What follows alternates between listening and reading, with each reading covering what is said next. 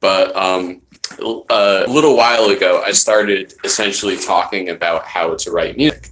So I figured that what I'm going to do is I'm going to go through and, kind of give some information to the layman out there, but also I'm hoping this will help, I don't want to say beginning musicians, but musicians who know a little bit about music, and, are still having trouble writing their own songs. So one of the things that I always tell my composition students is when you're writing, the worst thing to look at is a blank piece of paper. So you kind of have to think about, what you want to write about, especially if you're writing pop songs, because they contain lyrics. Of course, you could have a lyricist. You could also use, this is copyright infringement, but assuming you have the permission of the author of a poem, you could use a poem and put music to it. So, for example, when I had a reggae band, we didn't actually perform this song, but there's this poem that Marcus Garvey wrote, and it's called "There's Music in My Soul Today." And I wish I could remember it. I should have printed it out. But it's something like, there's music in my soul today. Oh, I'm sorry. I'm singing my version of it, but there's music in my soul today. And it spreads with love unfurled all around the belted world, something like that. So I took his poem and I just put chords to it. And I happened to put 1, 6, 4, 5, which is the topic that we went through the last time we got together. I was showing you guys basic chord progressions and how to use them. So we're going to do a little bit of that. And so I just, when I was writing, I don't know if you could really call it, well, yeah, I guess I was writing the music to it. I just did F to D to B flat to C. Okay, so that's F is 1. Oh, sorry, F is 1, D is 6, B flat is 4, and then C is 5. And it went something, and then also I had to write a melody to it. And when I say write, I didn't write it down, I just played and kind of sang over it. Because remember, all writing is organized improvisation. Let that sink in. So the way that this worked was something like, there's music in my soul today. I spread it with love on the world. There's music in my soul today. Spreads around the belted world. And then I needed a change to that because, like, they're in poetry. There's music in my soul, music in my soul. As kind of what we call a tag in music, but really it's just kind of a chorus. And I think I played it wrong. I think it was like, there's music in my soul, music in my soul. Something like that. So this was something that was never released. I mean, I think I wrote it and I thought, or at least I wrote the music to it, let's put it that way. And I just thought it was kind of lame. Maybe something that I resurrect later. Sorry, I can't speak today. So yeah, you can take other things too. And you have to draw from your life experience. So, man, I wish I could play this song on guitar.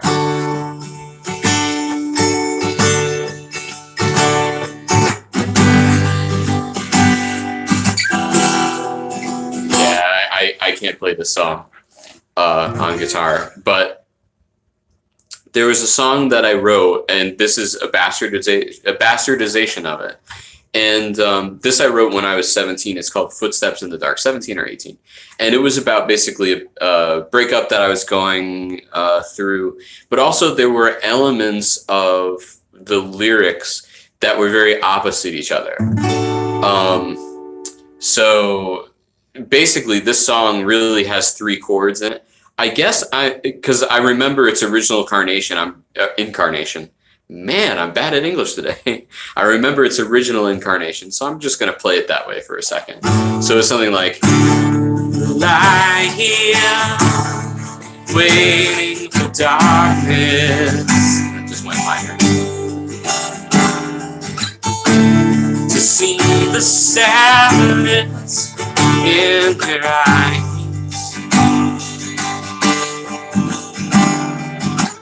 And then I had breaks. Loveless, sorry, and hopeful. Our paths will cross in our lives. And then I just basically wrote, I think, some decent lyrics to it. But the thing is when I'm writing lyrics, and this happens with my composition students too, I can't not write from personal experience. I can't write lyrics that are theoretically about something. It has to be something that happened in my life, you know? So that's a good place to start with writing lyrics. Is how are you feeling at the moment? You know, are you happy? Are you sad? Why are you happy? Why are you sad? How can you incorporate your own life experience into your music? You know, so you know, for example, this morning I had French toast, and this is just an academic exercise, but you know. For the maple syrup, and then I got the pancakes too. You know, you can really, if you want to do lyrical exercises, you could write stupid lyrics. I actually there was a composition student I had, and not a lot of people know this, but the Beatles song "Yesterday" started as ham and eggs. Ham and eggs.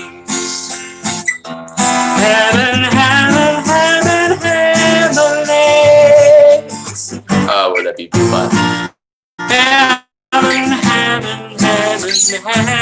and eggs. Oh, I believe in ham and eggs. Right? So, why was it originally ham and eggs? Well, one, didn't have lyrics to it. So, they just substituted essentially just nonsense words, so that way they could have filler for their melody.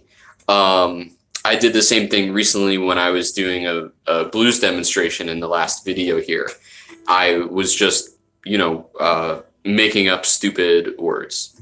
So when you're writing pop songs, it really shouldn't be rocket science. We're not writing classical music. We're not writing jazz.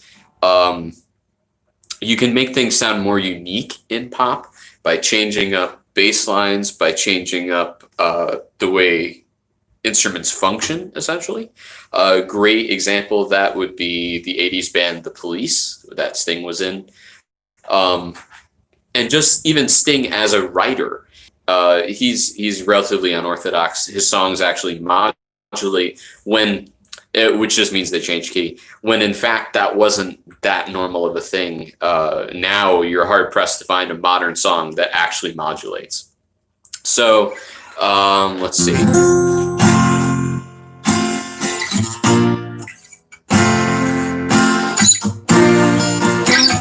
So I recently released that song, I close my eyes, then I won't see the love you don't have while you're holding me. Morning will come, then I'll do what's right. I'm playing this wrong. So I had such a slow version of that I needed it to modulate. And modulation is just the art of poking the audience with a stick. It happened a lot in musicals. So, you know what I mean? Because how many times can you hear, 42nd Street over and over again? Some of those performances, some of the dances and stuff, they last a little while. So when you modulate a song, when you move its key around, you're basically poking the audience with a stick, like, hey, get excited because now it's the same thing, but it's slightly different, So that's what I did with that song. 'Cause I can't make you love me I can make your heart feel something it won't. So here in the darkness, these final hours, I'll give you my heart. That's how it goes. I feel the power. D minor. Oh, but you won't.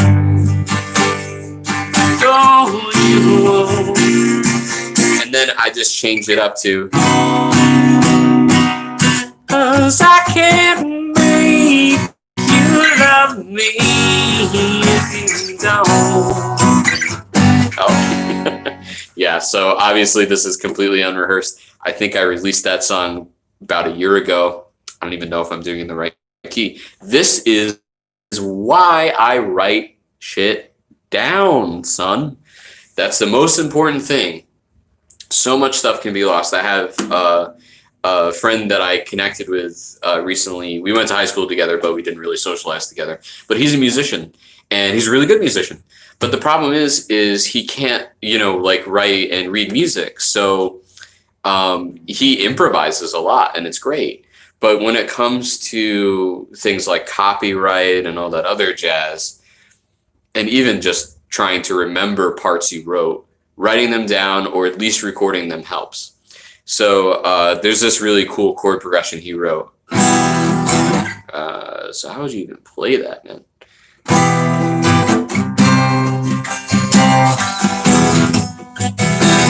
I'm not doing it justice because it's like this very funky. So the chord progression is A minor, which happens to be the 4. The C minor is kind of just thrown in there. It's not tertiary to G major or E minor, meaning it doesn't occur in key. Musicians will understand that. Even musicians who just know basic, like 4 or 5 scales, will know. If you're not a musician, don't worry about it. And then here's the 1. So basically what he did, let's analyze this chord progression for a second. So if we wanted to do 1, 4, 5, if we wanted to what we call impose 1, 4, 5 on this chord progression, granted it's changing it, but it would be, he starts on the 4 chord, which is A minor, and then he goes to the B chord, which is the 5, and then he would go to the 1. But what he did was he substituted the 5 chord for, what would that be? I guess the flat 6 chord. So when I have to shortly explain this. So E minor, the key of E minor has tones E, F sharp, G, A, B, C sharp, D, E. Sometimes it can also have C in it instead of C sharp. So when we talk about alterations of a major scale, we talk about it in terms of the major scale. Here we're using a minor, so I guess it would be, I always mix those scales up if it's... Okay, so this, basically, we can analyze this in what's called a natural minor scale, which is the same as, it's the equivalent of its major, of its relative major. So E's relative major is G. E minor's relative major is G, which means that E natural minor only has the tone F sharp in it. So if you sit down, I'm going to fail at this because well, maybe I won't. I don't know.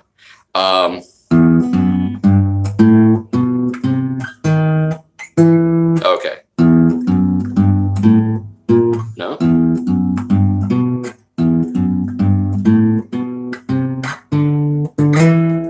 There we go. So there's a natural minor scale. So that doesn't sound so hot, but that's because we don't have a sharp 7th. We've flatted the 7th. So anyway, if we look at this from the aspect of the natural minor scale, and we're going to call it in E minor, and we're natural minor scale, what my buddy did was he used the 4 chord. He uses a 6 chord, minor 6 chord.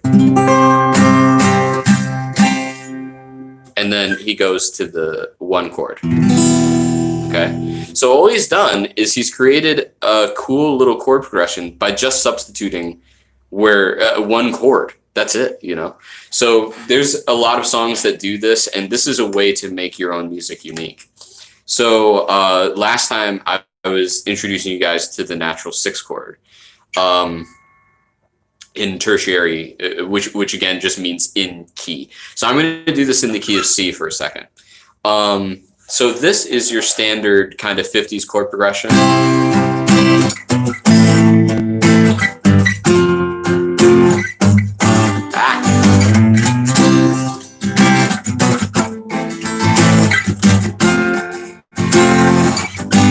Right? Earth angel, please be my darling dear, love me all the time. I am just a fool in love with you.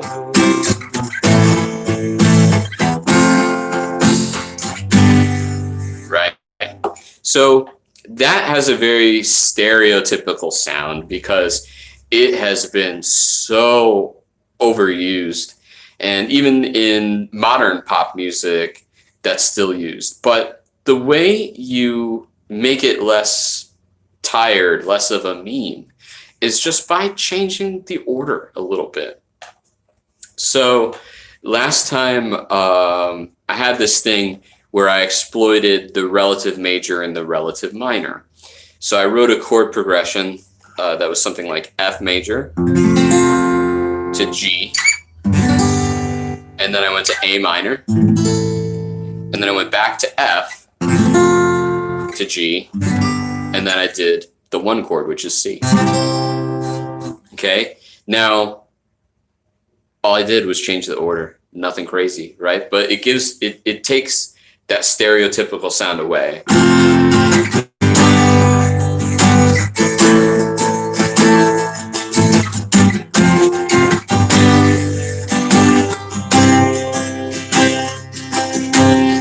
Okay, so when we, this is something else that I have to bring up. When we compose music, we compose it very much like I teach a lot of kids, so I have to talk about the whole 5-paragraph essay thing. And I always draw from my own basic educational experience. You'd be surprised how much easier it is for them to understand music when you relate it to certain things. So music is broken up into different sections. Typically speaking, pop music will have maybe 1 or 2 parts, maybe 3. There are exceptions, of course. If you listen to Billy Joel's Italian Restaurant, that has quite a few parts. And I actually had to transcribe that for a student once. And I mean, it was fun, but it was a lot of work, right? But that's more of really a suite of a piece, I think. Or just it's more kind of like rock opera. And rock opera to me just really means there's more arrangement to it. And all arrangement means is there's this part, there's this part, there's this part, right? So your typical arrangement would have maybe 3 parts. So I'm gonna go just quick. Oh, nice. Here we go. Got a pencil here. And right now, we're just going to write down a chord progression, and I hope that you will sit around with me and maybe, you know, sing some of this stuff or try to think of some lyrics or something. And I'm just going to be using regular old. Usually, I use real actual music paper, but I'm just going to be using plain old sheet paper because I'm not going to be writing notes down, right? So you can decide which mode of music transcription you would like to do. Musical transcription just means that you're writing down what you're playing. And again, remember, all composition is just improvisation written down. And that's exactly what you're going to see me do. And I hope that you'll participate in this improvisation by maybe singing some melodies along or trying to write your own kind of melody. Because first I'm going to start with a chord progression. Now, you don't necessarily have to do that. There is a goofy song. Grab my saxophone. There's a goofy song that I wrote for my Christmas album, and it's how the heck did it go? It was in C. So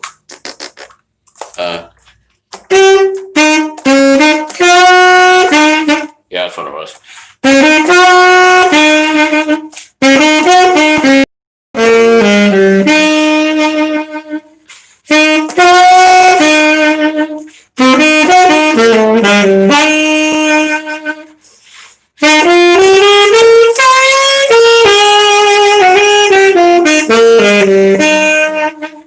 Okay, so when you listen to that, it wasn't a complex melody. And I mean, I've written much more complicated melodies, complicated harmonies, all sorts of stuff. I think probably the most complicated song I ever wrote was this song called Feed the Fire, which is basically kind of like a Chuck Mangione-esque sort of thing. Anyway, that song that I just played for you is called Christmas Blues. And that actually started not on this saxophone, on my tenor saxophone. But I wanted to I was getting more into saxophone playing, rediscovering saxophone playing. And I wanted to write a melody before I wrote chords, because typically I write chords and then I write a melody. Or it may even spontaneously happen together, because, say it with me, writing is just written down improvisation. Okay? So, so that tune, I know it was originally in concert B flat, but I wound up moving it to F. And all it is just the blues chord progression. For 12 days, you know I got those Christmas blues. And I wrote lyrics to it. It was really easy. For 12 days, you know I got those Christmas blues. Oh, and since you're gone, my horn and I just take a cruise. Right? Horrible ending. Sorry about that. But yeah, you guys get the idea. So I just wrote a simple melody, and it's also the blues. So blues melodies are easy because they're often repetitive melodic lines. But please don't be fooled, because pop music is very similar.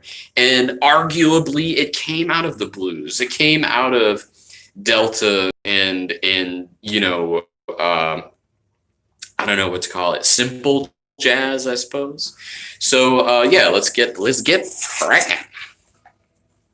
So I'm gonna go ahead and use the chord progression that I already did, because I just don't know which order I wanted it.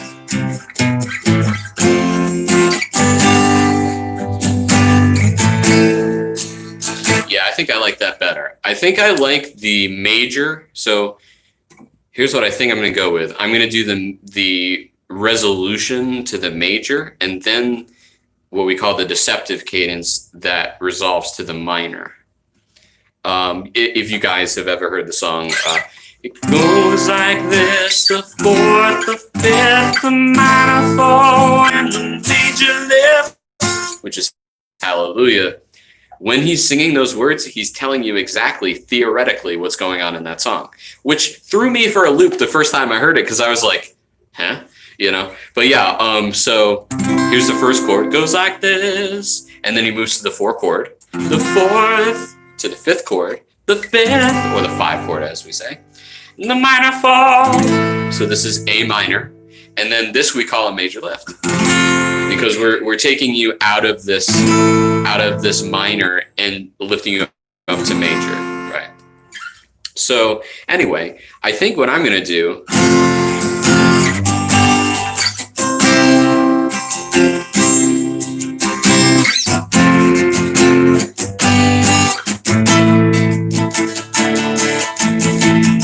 and then just, this will loop.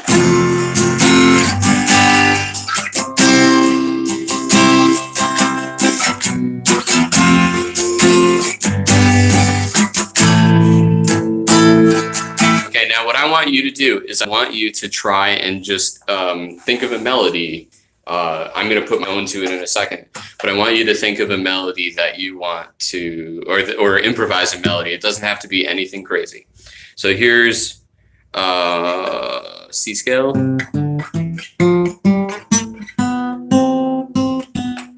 Ah, nice. This is why I don't play guitar. There we go. Okay, I'm not going to do it backwards. So yeah, so there's that, right? So that just kind of gives you your bearings. And even, again, even if you're just a singer, la, la, la, la, la, la, la, la. Okay, now I want you to try and just sing along with this chord progression.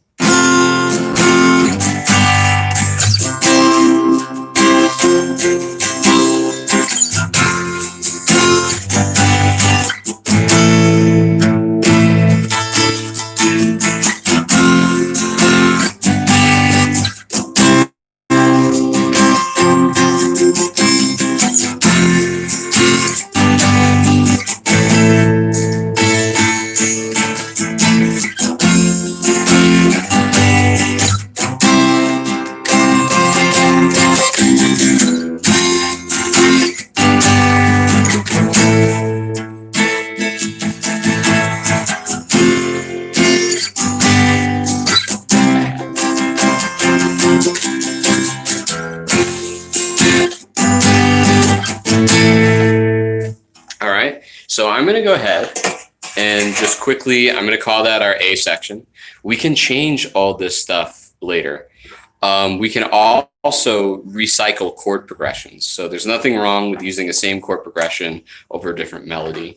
I tend to not do that just because, I don't know, I'm just not a fan of doing that. So what did I do? I did F major for 2 beats, 1, 2, G, and then G major for 2. And then I did C for a whole bar. And then I did F, G, and then A minor for a whole bar. Okay.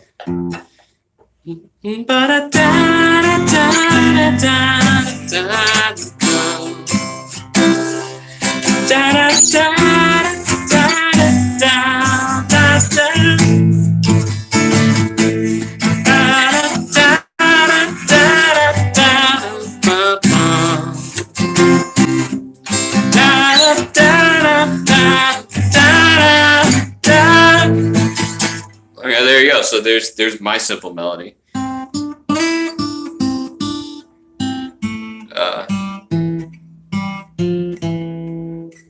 So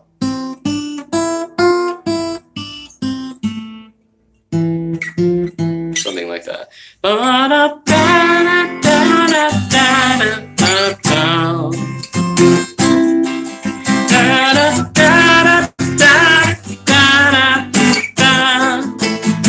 think I just played that chord progression wrong. I don't know.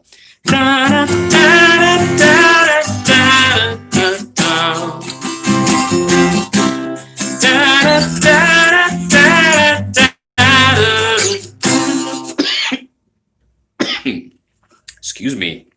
My throat is dry. That happens when I sing sometimes. My throat dries up and it closes up, and then I just get this weird gagging thing. So yeah, that's fine. Anyway, so there's our A section.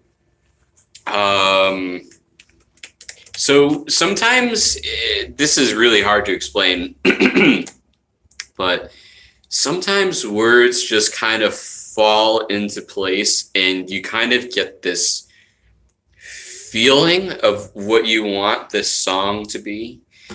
And basically it just grows as you keep writing. So at the beginning, I feel, and I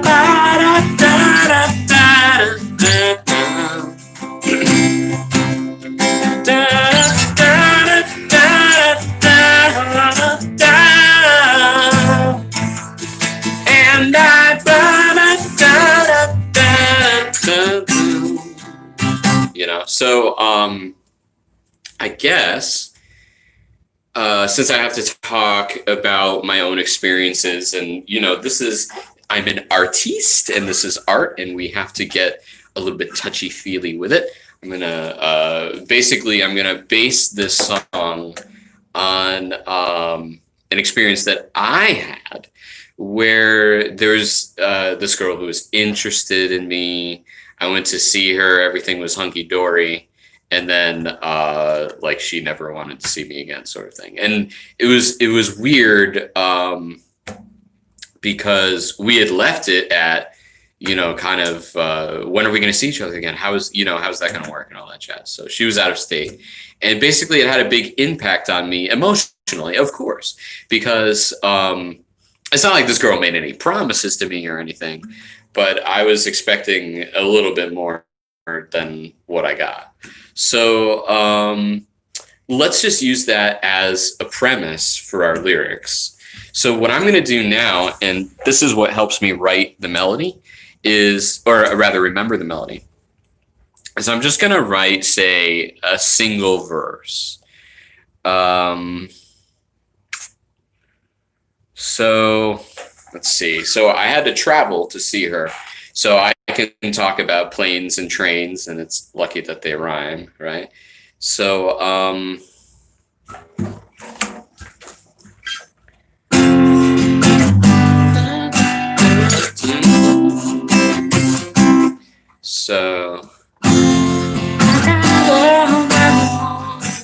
so I'm gonna start with the trip there to go see her.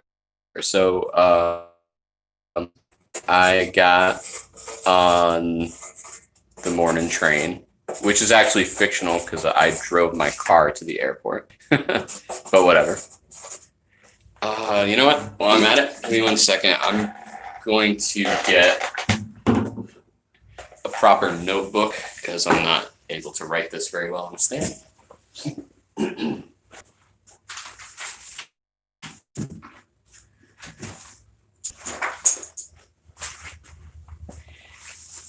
Now, at first, you can be kind of devoted to the order of your lyrics. I like to kind of change things around a little bit. Wow, there's so much stuff in this book. Okay, so the first lyrics are, I got on the morning train.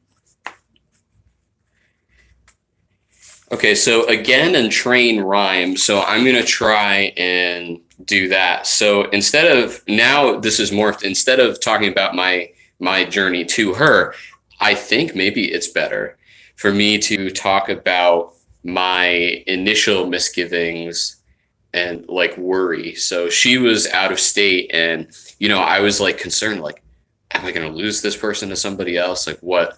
You know what I mean? There's just such a big unknown in this kind of relationship, specifically long distance ones, that I remember being at the airport just like freaking out about it, But anyway, this is how artists work. We take our bad experiences and we channel those emotions into our art. So I got on the morning train, wondering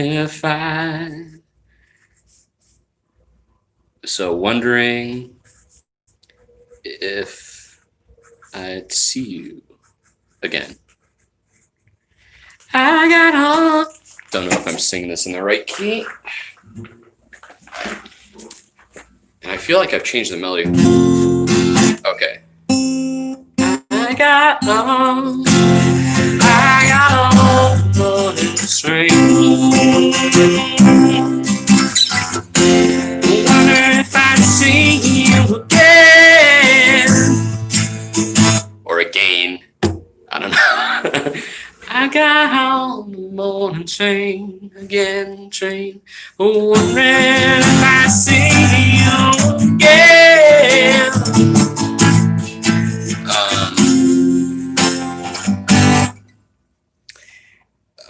Okay, so I just talked about my anxiety about waiting for the plane, so let's add that. It was actually extra fun because I was flying into Boston, and there was some type of I think it was April or March. There was some type of a storm or something. I had to wait at the damn airport for 8 hours, so that was fun. Right. Wondering if I'd see you again.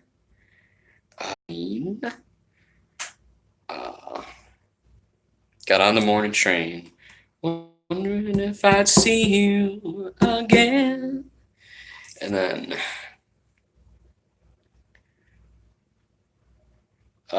just say like something like, I was waiting for the plane. And remember, all of this can always be edited. Music, lyrics, whole 9 yards. This, all I'm doing is I'm writing a shell of a song. Maybe I should say while I was waiting. While I was waiting for the plane. I was waiting for the plane.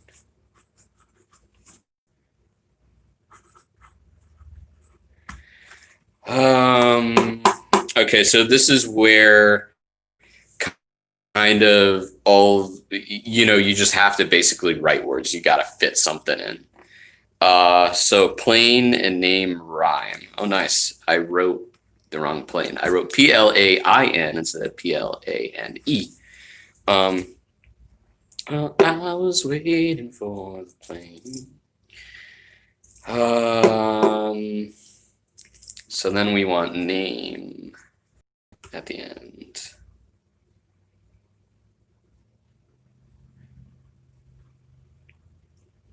Yeah, I'm drawing a blank here. I guess I could say, wondering if you'd remember my name. Okay.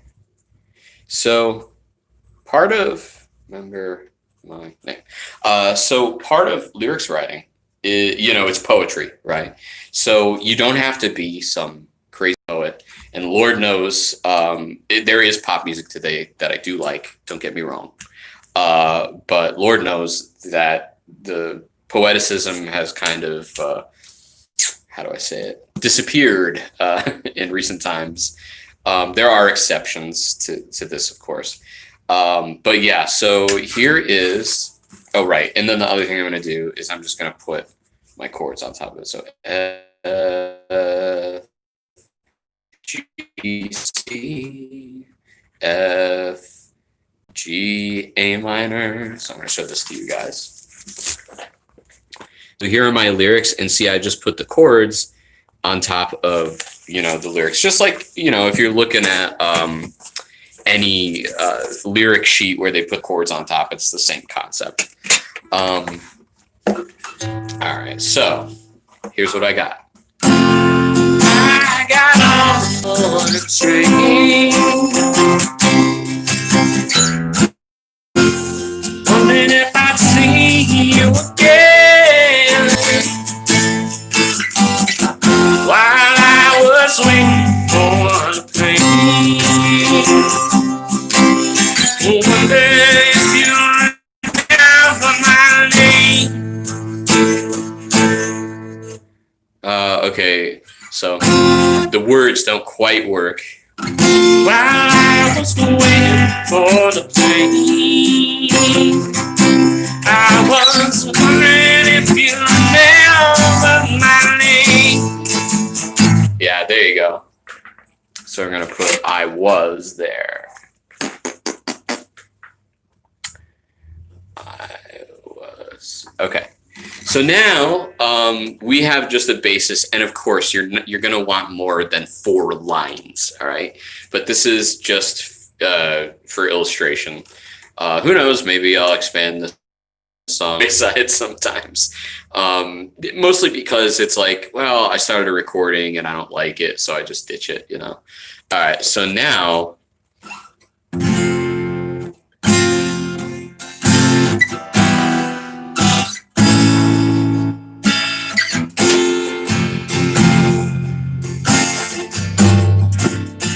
So now I need to, I don't know. So I'm using 1, 6, 4, 5. And I want to move around a little bit with the chord progression. So I'm going to use more tertiary chords. So I got to figure out where that melody leaves off. I was wondering if you remember my name.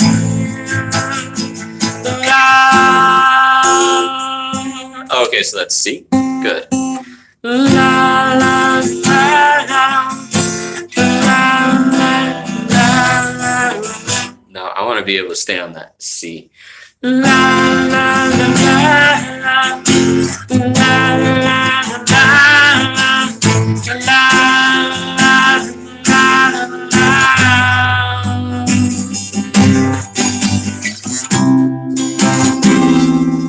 yeah, okay, all right. So I did.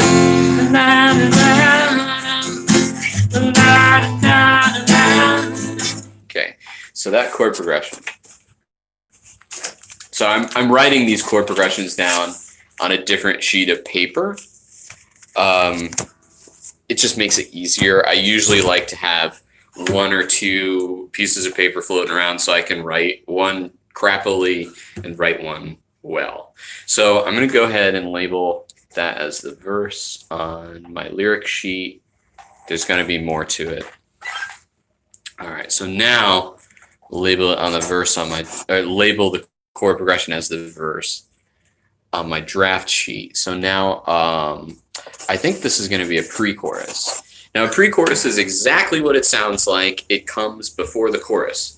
So if you, I don't think I'm going to play this very well, but in Piano Man, so that song has almost the strophic form. Strophic meaning the same exact thing. Let's see, what's a strophic form song? What is that? Oh, I cannot remember. It's called the Garden Song. Inch by inch, row by row, gonna make this garden grow. All it takes is a rake and a hoe and a piece of fertile ground. So that's the chorus, and then the verse is planting rows straight along, thicker than with prayer and song. Mother Earth will make you strong if you give her love and care. Old crow watching hungrily from his perch yonder tree. In my garden I'm as free as that feather peak up there. And then the chorus. Inch by inch, row by row, gonna make this garden grow. All it takes is a rake and a hoe and a piece of fertile ground. Now I think the melody is pretty much the exact same thing. Oh, watching hungrily, inch by inch. No, okay, so the melody slightly deviates, but the chord format is strophic. It's just the same thing over and over and over and over and over. And that's not a bad thing. Billy Joel, this is where I was getting at with that. It's 9 o'clock on a Saturday. Regular crowd shuffles in.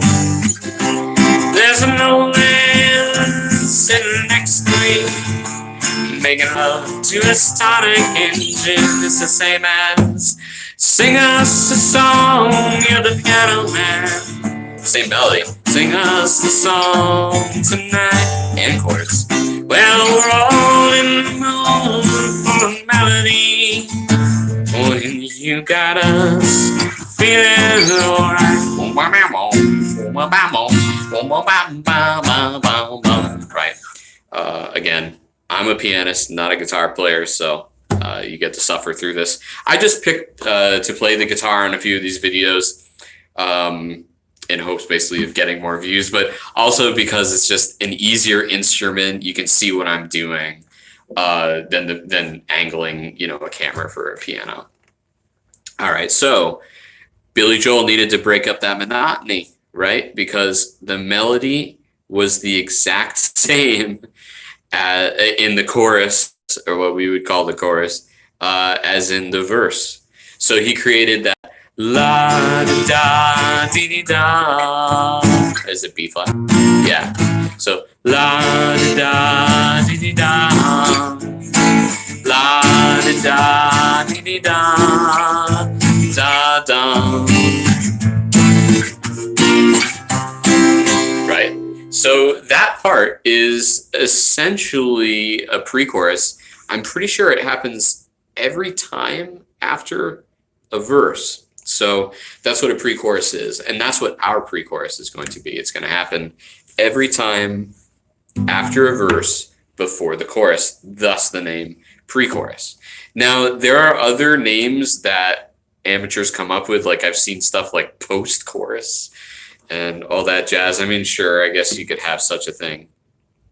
But really, I would argue, especially if it's an instrumental post-chorus, I would just call that a damn interlude, you know?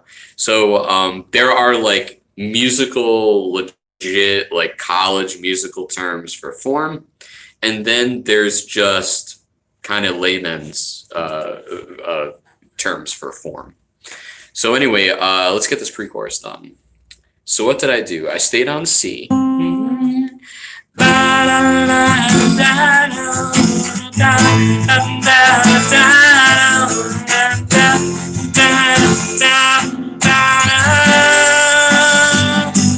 Okay.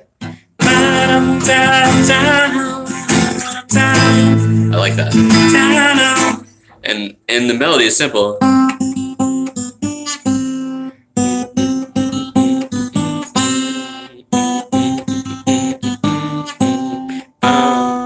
Literally uses 3 notes, B, C, E. All right, so I'm gonna go ahead and write my pre-chorus down. So I did F for a bar, and then I did A minor for a bar, and then I did F for a bar, and then A minor. So.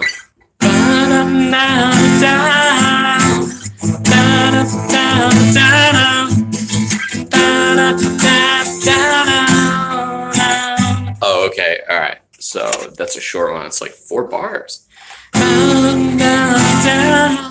no, it's not. Is it 2 bars each? 1, 2. Well, how am I counting the first bar? 1, 2, 3.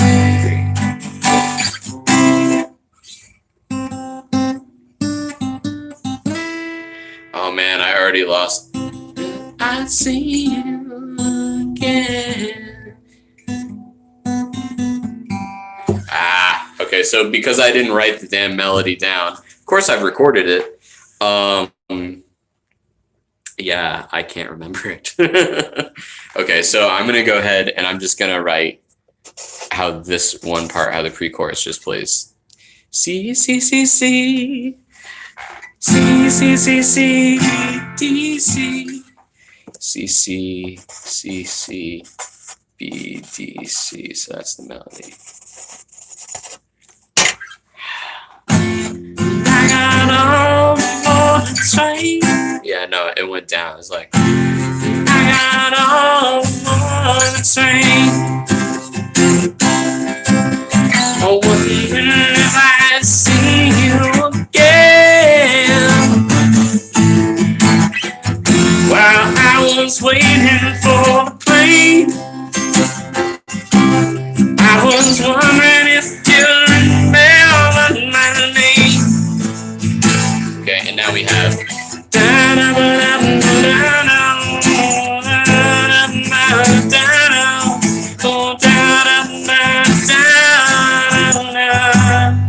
Okay, so that last chord is G.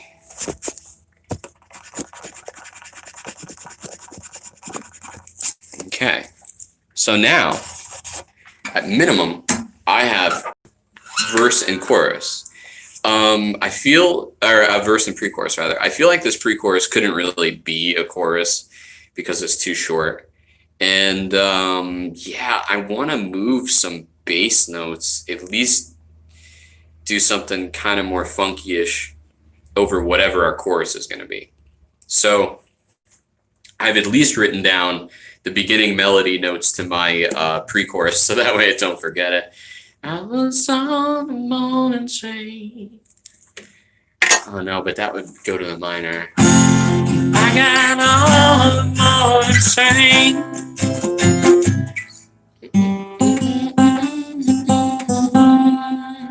Oh nice, and that's still C, B, C, and D. I got on the morning train. Like, it was different. It went down to E, I think. That's what it was. So, I got on the morning train, wondering if I'd see you again. Okay, so now I'm going to go ahead and write those down so I don't forget it again. So, I, C, C, C, B, A, G, E. So that adheres to this thing called the pentatonic scale, kids. Pentatonic scale is, well, I'm sure, I don't know how good I'm going to be at playing this. Ah, there you go.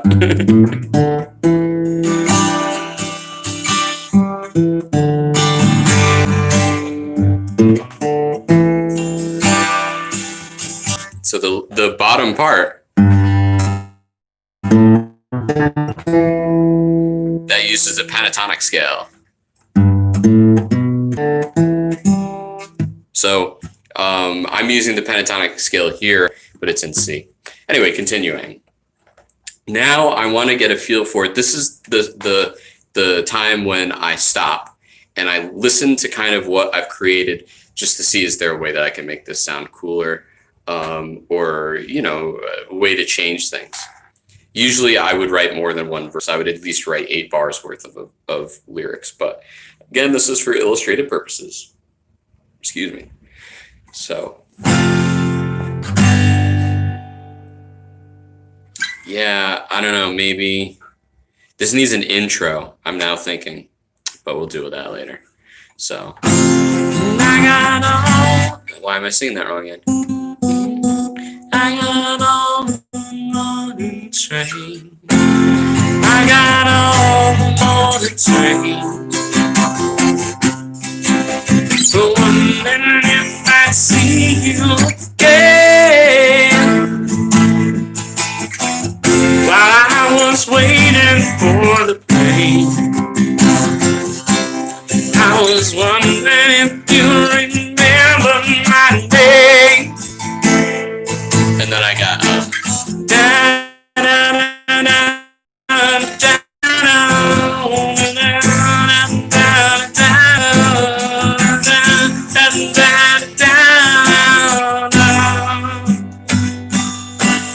okay, so now I've written myself into a box, and this is going to happen to you too.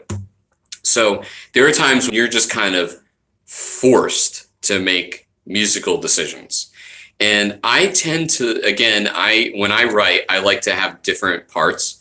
So, I mean, sure, you could reuse the,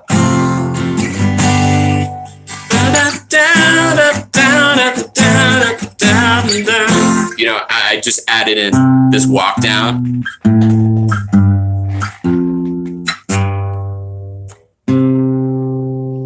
And that too, if you're a musician, if you play guitar, if you play, well, really any instrument, also try to think about the bass line that you want to use, because that can make things more powerful. But yeah, I don't know, this pre-chorus.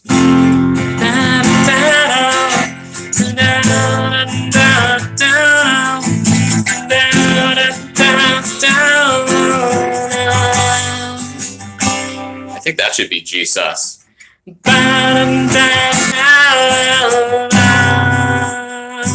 it can't be. What if I do? No, it has to be G because I'm singing B. All right. Okay, no problem.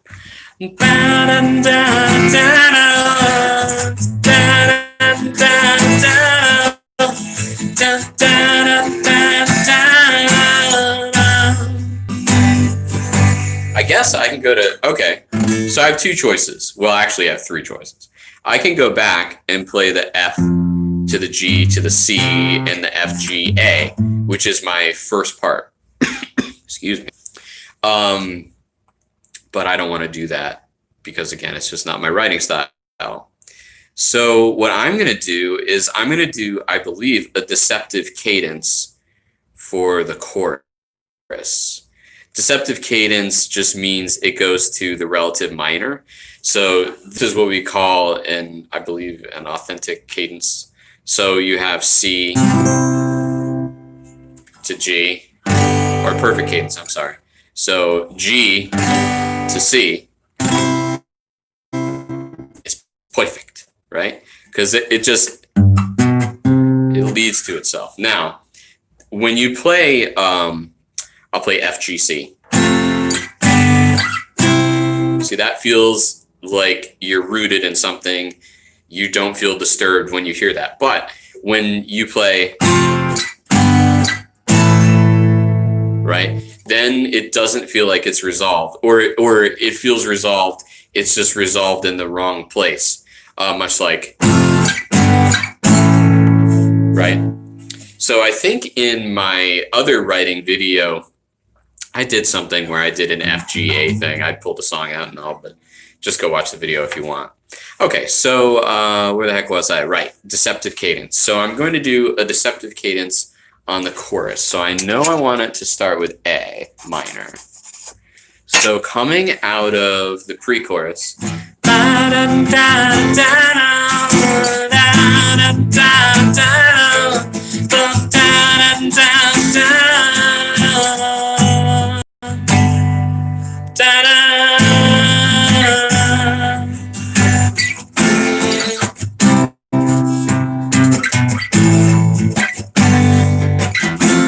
yeah, okay. So A minor, F,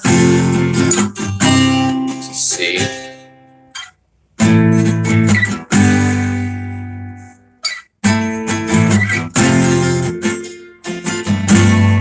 yeah, see, I was feeling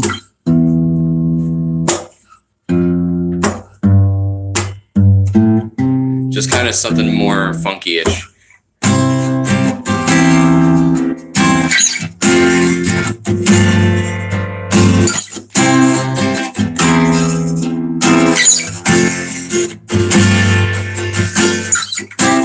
But, you know, that sounds too much like there's a pop song out there that already has that.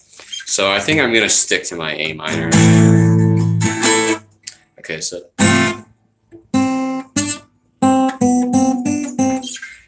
So here's the pre-chorus.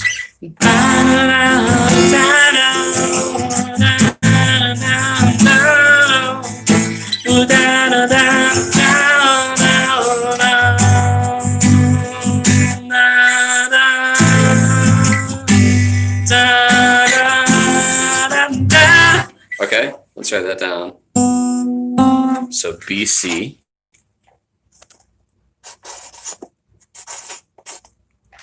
Da, da. So then you play the G, and then I think my melody was just B, C, D, E. Yep. A minor, G. Da, da. Da, da. Yeah, that should be G sus. Ba da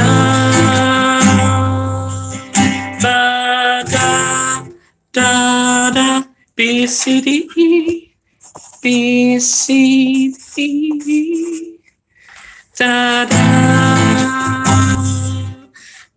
ba da ba da B C, so the F falls C D E. Okay, to C.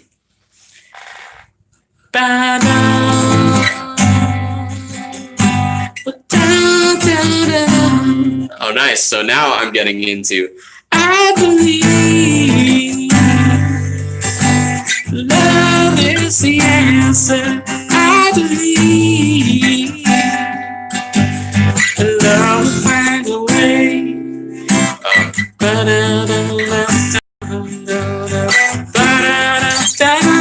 Right? So, I mean, it's typical chord progression. That's going to happen to you a lot. And just I believe it's something, it's called unintentional plagiarism, but it's not really plagiarism because it's not like I'm using that melody. Da da da da da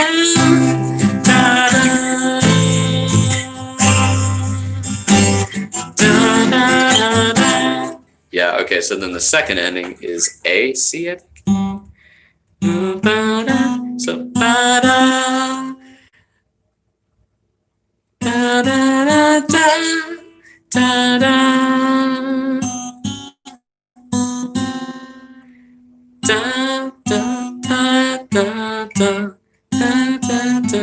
C-B-A-G.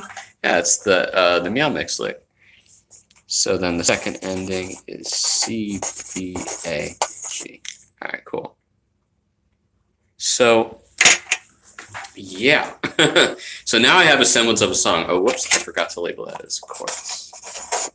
So now, this is just my draft sheet here. Hopefully it's somewhat visible. So here where I put this V, it's just the verse piece is this pre-chorus, and then I've put the melody underneath, just the single melody notes, and same for the chorus. So probably I would eventually write this all out. Maybe not every single note of it, but just so that way, like, write it out on legitimate, in a legitimate way, in what we call standard notation, regular music, And this way, I would always have a reference. And the bad part about writing stuff like this, like just writing BC or whatever, is it doesn't express rhythm. So I've created little tricks where I, put something before a chord if it's what we call a pickup, and so on and so forth. So yeah, I think at the moment I'm going to leave this here, and I'm going to come back with some better lyrics. And maybe at some point we'll work on recording it, and we'll just not just investigate writing, but we're going to investigate what your writing turns out to be. Now, I'm going to be the one producing it, so I'm going to have like a certain vision for it. But who knows? It's probably going to be different because it's not going to be guitar based. And last but certainly not least, musicians, when you're writing stuff, write it on a secondary instrument. Don't write it on your principal instrument. I'm a pianist. I like to write stuff on guitar, at least pop stuff on guitar, because my guitar skills are limited, and that means that I'm going to be judging myself less, since I'm a classically trained pianist, my piano skills are much higher on my principal instrument than they are on this instrument. So if I wrote this chord progression on piano, I would think, no, this is too simple, and I'm not into it, right? But since I'm doing this on guitar, and the guitar also has a different sound than the piano, I just find it more enjoyable. So when I write blues, if I'm not writing a melody like I did on my saxophone, I either just write it in my head, hear it in my head, and just transcribe it, because believe it or not, I can do that. A lot of people can. Or, I'll just do it on piano because it's a blues, and a blues is a blues is a blues, right? It's the same chord progression, although jazz blues is slightly different. It uses more pivots. But anyway, I found that it frees me up a little bit. It doesn't make me feel like I'm writing lame music if I write it on a secondary instrument that I play. If you play drums, that's kind of where the rubber meets the road, is the theory. And I remember when I was in college, we had drummers in, of all things, jazz music improvisation, the jazz majors. And I would just sit there thinking, like, why are these guys, I mean, none of them played toned percussion instruments. They didn't play xylophone. They didn't play, they played a drum kit. And it was just odd to me that they would be required to take that class, but whatever. So drummers are going to have a completely different experience with this. It's just because they provide essentially a backbeat basis for it. So if you're a composer who plays a toned instrument, even if it's a toned percussive instrument, you'll find that the drummers that you have work with you are actually going to add a little bit of a twist to stuff. And I love that. So getting into the philosophy of composition and arranging for a second, there's two philosophies. The first is plan everything out exactly the way you want it. The second is let people do their own thing, man. And I prefer the latter because it just makes it more interesting. My brain can only come up with so much shit.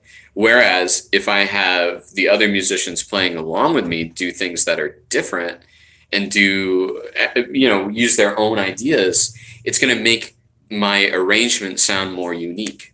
So there's one guy I might as well give a shout out to, Matt Spencer, and he's a really good drummer. In the studio, he's amazing, and that's the other thing too. As a composer, when you're performing your own music, or when you're recording your own music, you want to really think about the staff you use, and you want to think about the setting. So with my music, let's put it that way, I much prefer a busier drummer in the studio, a more creative drummer in the studio, versus just kind of a sit down, and this is what I am as a drummer, just kind of a sit down, I'm playing the groove and that's it sort of thing. I'm not adding fancy fills. I'm not doing anything crazy other than just, keeping that bass line for you. And I prefer those kinds of drummers in live settings. So, you have to pick and choose. It's just like a baseball team, basically. Everybody has different strengths and weaknesses, and you want to tweak everything as well as you can. Now, the reason why I like to let musicians do their own thing, aside from offering more variety, is I notice. So I have a friend who's a composer, and he composes mostly jazz, but also world music. And a lot of the time, he'll just use it's all instructions, everything's written out, and it doesn't really leave me as the player much room to expand. Now, I'm not saying that I'm not going to play the melody as written or whatever, but I mean, as a pianist, and I'm sure this happens with guitarists as well, we like to kind of do our own thing sometimes. And if you box us into something where we can't make things sound the way we naturally hear them, then I feel you're going to get a worse performance out of us. The more leeway you give a performer, in my opinion, the better. But again, that's not to say that, they shouldn't be playing in key, or they shouldn't be playing the melody properly or whatever. There's a song that he wrote, and he did a record with Elvin Jones. I think it's called Tuesday Night Groove, and it's just a simple blues. It's a blues that's changed up. I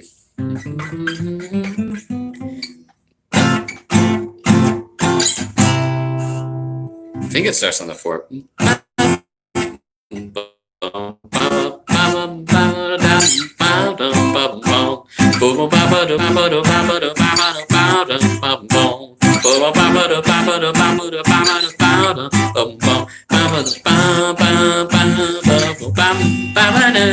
Not doing it justice, but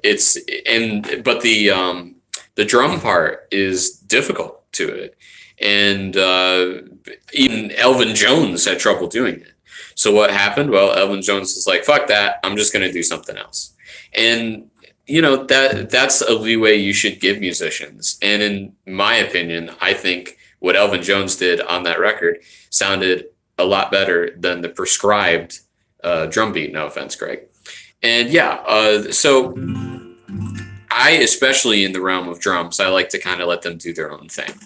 So these are all things, as a composer, you got to think about. You got to think about not just words and music, in the case of pop, we have to think about our arrangement, and then since I'm a keyboard player, I'm probably going to wind up doing this mostly on keyboard, maybe add some guitar in there somewhere. So I guess the next time I see you guys, I'm going to have a whole song, and then I'm going to show you a little bit of the process of recording. And this will all be done live because I'm trying to do different stuff on my channel. I've also been doing N64 reviews. I've been doing video game reviews, DOS games, and stuff like that. I even came out with a coronavirus album recently, so please check that out. There's a lot more going on my channel than usual. Obviously, it's that way all around YouTube. And, I'm hoping to get my live game up. So I will see you next time, kids. Take it easy.